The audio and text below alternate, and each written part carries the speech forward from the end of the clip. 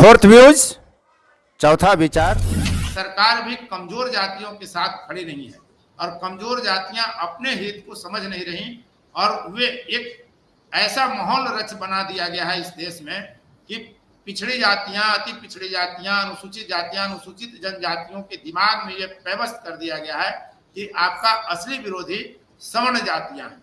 ये अगड़े पिछड़े की लड़ाई में मलाई मजबूत जातियां खा रही हैं। अगड़े और अनुसूचित जाति जनजाति की लड़ाई में भी मलाई जो मजबूत जातियां हैं वो खा रही हैं। अगर राजनीतिक तौर पर देखें, विधानसभा और लोकसभा की सीटों का भी अगर आकलन आप करेंगे तो जो मजबूत जातियां हैं अनुसूचित जाति में या पिछड़े वर्ग में, वही सत्ता का मलाई खा रहे हैं। बाकी जो कमजोर जातियां हैं, कमजोर का आशय अब जातियों में ये हो गया है कि जिनकी संख्या कम है वे कमजोर मान ली गई है। ऐसी स्थिति में उनको अपने हित को समझना होगा। जो कमजोर जातियां हैं उनको असली शत्रु की पहचान करनी होगी। कमजोर जातियां हैं उनको लाभ मिल पाएगा, वे अपना हित कब समझेंगे। जैसा कि नट वगैरह का जिक्र किया पंकज जी ने, तो ऐसी कई जातियां हैं। बद्रीनाथ प्रसाद जी, कैसे इनका कल्याण होगा? जो जातियां लाभ नहीं ले सकी उनका क्या होगा? इतिहास का विद्यार्थी हो तो थोड़ा सा बैकग्राउंड में जाऊंगा। 1947 से लेके अभी तक इस जजमेंट के आने तक जनरली ये माना जाता था कि सारे दलित्स को सेम वे में अनटचेबिलिटी फेस करनी पड़ती है। इसीलिए अभी तक ये माना जा रहा था कि वो एक होमोजेनस कैटेगरी है, इसीलिए सब क्लासिफिकेशन नहीं होना चाहिए। लेकिन इस संदर्भ में ध्यान देने योग्य बात यह है कि ये सब क्लासिफिकेशन का डिमांड किसी सरकार द्वारा इम्पोज नहीं किया गया था। इनफैक्ट पंजाब का यदि आप एग्जाम्पल लें तो वहाँ के वाल्मीकि कम से कम 30 सालों से ये कानूनी लड़ाई लड़ रहा है। पंजाब सरकार उनके पक्ष में रही है खरी, फिर भी वो नहीं जीत पा रहे। या आंध्र का एग्जाम्पल दिया माला माडिगा, वो सब हम जानते ही हैं। या महाराष्ट्र का ही एग्जाम्पल ले लीजिए, महार वर्ष ज्वाल हो गया है। वहाँ महार एक मंच पे रहते हैं और सारे जो नॉन महार जातियां हैं जो कि पीछे छूट गई हैं तो वो एक दूसरे मंच पे रहते हैं। तो ये सब कैटेगराइजेशन, सब क्लासिफिकेशन का डिमांड एक स्पॉन्टेनियस है, फ्रॉम विद इन आ रहा है। और हमें इस बात को मान लेना चाहिए कि दलित कोई होमोजेनस कैटेगरी नहीं है। कुछ जातियां हैं जिनको ज़्यादा इसका लाभ मिला है और कुछ ऐसी जातियां हैं जो बिल्कुल पीछे छूट गई है। तो मैं इस सब कैटेगराइजेशन का समर्थन करता हूँ। तमिलनाडु में ये बहुत पहले से लागू है, आंध्र में भी डिमांड चल रही है, पंजाब में इनफैक्ट जो पंजाब सरकार है वो 1980 के आसपास से वो आधी सीट दलित रिजर्वेशन का वो मजहबी सिख और वाल्मीकियों के लिए रिजर्व करना चाह रही थी और उसका बहुत सॉलिड बैकग्राउंड है वहाँ। लेकिन इसके साथ दूसरी बात यह है कि अभी वो समय नहीं आया है कि हम क्रीमी लेयर जैसा कोई चीज इस कम्युनिटी पे इम्पोज करें। 1 या 2 जनरेशन गवर्नमेंट जॉब में रह जाने से मुझे नहीं लगता है कि जो डिकेड्स या सेंचुरीज से जो उन्होंने सोशल स्टिग्मा फेस किया है वो 1 या 2 जनरेशन की चीजें कोई मीन्स उस प्रॉब्लम को समाप्त कर देती है, ऐसा लगता नहीं।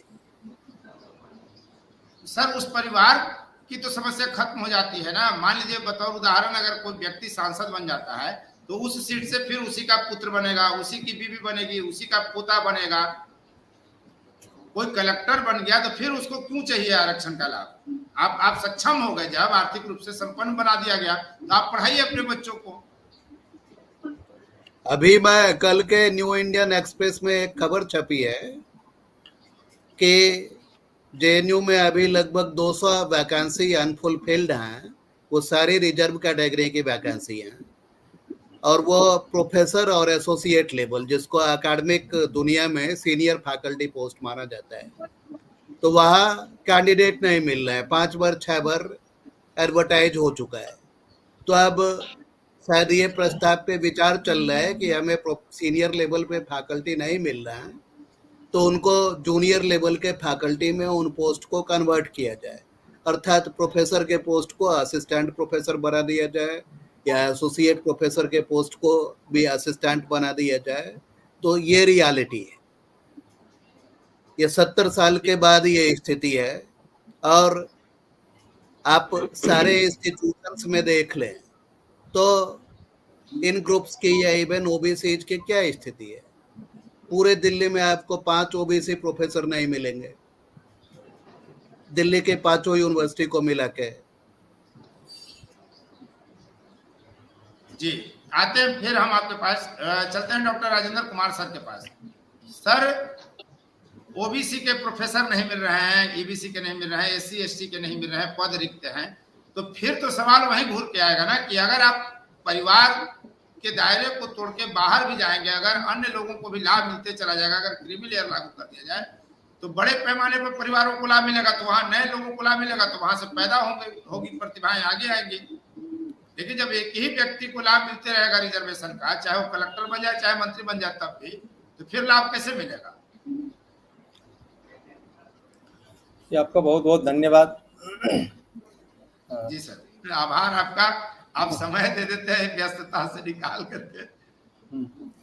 तो मेरा तो ये मानना है सबसे पहले कि जैसे अभी वीरेंद्र जी ने कहा कि पूरे दिल्ली यूनिवर्सिटी में 5 प्रोफेसर नहीं मिलेंगे, हमारे कॉलेज में ही 5 से ज़्यादा हैं, तो फिर और पूरे और यूनिवर्सिटी में डिपार्टमेंट की बात कर रहा हूँ सर। अरे नहीं, प्रोफेसर तो प्रोफेसर हो गए, आजकल तो कॉलेज में ही प्रोफेसर हो गए हैं सर। तो नेचर अलग है दोनों का। तो अब यहाँ सबसे बड़ी बात यह है, देखिए कि चर्चा चली जो जिनको नहीं मिला उन जातियों को, हम तो ये कह रहे हैं कि जिनको मिल रहा उनकी जाति में, उनके वर्ग में भी बहुत सारे लोग हैं जिनको नहीं मिला है आरक्षण, उनको लाभ नहीं मिला है। अगर किसी एक, जैसे अभी कहा इन्होंने, उपेंद्र जी ने बिल्कुल सही कहा कि एक व्यक्ति को मिल रहा है, उनके फिर लड़के को, उनके लड़के को, फिर उनके लड़के को। और अब ये जो अभी जमावड़ा है विरोध का, ये किस लिए जमावड़ा है कि उनका हक ना कहीं छिन जाए, इसलिए वो उठ खड़े हुए हैं। और सही बात यह है कि जिसको शिक्षा के बारे में, अपने लाभ के बारे में कोई जानकारी नहीं है, वो तो इसलिए खा रहा है कि हमारी रक्षा की बात कर रहे हैं इसलिए हम इनके साथ हैं। उनको यही नहीं पता है कि हमारी रक्षा की बात कर रहे हैं या ये अपनी रक्षा की बात कर रहे हैं। यही सवाल मैं उठा रहा हूँ। मूलतः ये है, मैंने शत्रु मैं आपको बताऊं, अभी हमारे एक मित्र हैं जो बिहार में ही किसी यूनिवर्सिटी में उप कुलपति हैं, हमारे साथी हैं और ओबीसी से हैं। उनके परिवार में कोई भी कमजोर नहीं है, सारे गवर्नमेंट जॉब में। वो खुद कहते हैं कि मैं ओबीसी कैसे दिखता हूँ, क्योंकि सरकार ओबीसी का लाभ दे रही इसलिए हम ले रहे हैं। अब बताएं कि अगर इस व्यवस्था से आप केवल कुछ लोगों को उत्थान करना चाहते हैं, तो वो तो फिर वहीं की वहीं बात रह गई। जिसका बल अधिक है, जिसके पास स्रोत अधिक है, वो कब्जा कर लेगा, और जो उपेक्षित है हमेशा उपेक्षित रहेगा। इस आरक्षण के लाभ का जो कोई प्रयोजन था वो निरर्थक हो गया। इसके प्रयोजन के लिए तो आपको ये भी देखना चाहिए। हम तो सोचते हैं कुछ चीजें ऐसी लागू करें कि जो विकसित हो गए, आरक्षण का लाभ तो जो सरकारी संस्था से पढ़ के आ रहे, सरकारी स्कूलों में पढ़ के आ रहे हों, जो समर्थ हैं। अभी कई सारे लोग हैं जो इतने समर्थ हैं कि अपने बच्चों को हाई क्वालिटी एजुकेशन दे रहे हैं। अब जो उपेक्षित वर्ग है, दलित है, जो गांव के स्कूलों में पढ़ के आया, वो कहाँ से कंपटीशन करेगा? उनको कहीं नहीं आरक्षण मिलता है। इस कारण से ये भी होनी चाहिए। और जैसे आपने कहा, वन टाइम आरक्षण दो, एक परिवार को मिल गया, फिर दूसरे परिवार को दो, फिर तीसरे परिवार को दो, उनको उठा कर लाएं आप। आपके जितने वर्ग हैं वो थर्ड, फोर्थ, फर्स्ट, कहीं भी उनको आरक्षण दें। जो जिस योग्य है उसके योग्य आरक्षण दें, उसका उत्थान हो जाएगा, वो परिवार विकसित करेगा।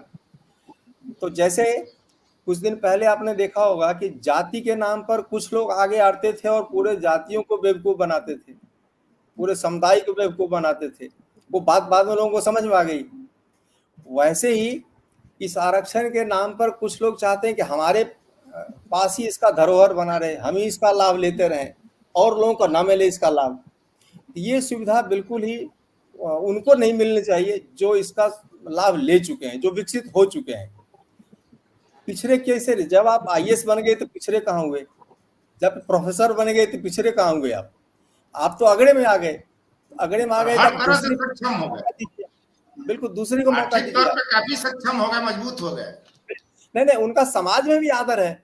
आप हमारे यहाँ साथ जो बैठते हैं उनका उसी पर का आदर है, जैसे हमारे आदर है उससे उनका सबका एक समान आदर है, उसमें कोई डिस्क्रिमिनेशन तो नहीं है। आप स्वयं मान लेते हैं कि हम पिछड़े हैं, कहाँ से पिछड़े? पिछड़े तो वो हैं जो आपके साथ खड़े नहीं हो पा रहे हैं, आपके से शिक्षा नहीं ले पा रहे हैं, वो तो उनको अवसर दिया जाना चाहिए। इसलिए अगर ये कोई व्यवस्था गवर्नमेंट कर रही है, कोई न्यायालय का आदेश है, व्यवस्था है, तो इसका स्वागत किया जाना चाहिए। हाँ, इसमें मेरा विचार ये है कि जो बुद्धिजीवी वर्ग है उनको खड़ा होना चाहिए और उन लोगों को एक समझाना चाहिए, ज्ञान देना चाहिए कि किसके लिए है, तुम्हारे लिए क्या है इसमें। अगर आप उनको छोड़ देंगे तो उनको तो लगेगा कि जो इसके विरोध में हमारे सपोर्टर हैं, जबकि उन्हीं का नुकसान हो रहा है इससे। तो इसलिए मेरे विचार से ये स्वागत योग्य निर्णय है और इस पर और विचार किया जाना चाहिए, इसको और एक लेवल देना चाहिए। फोर्थ व्यूज, चौथा विचार, बाकी फिर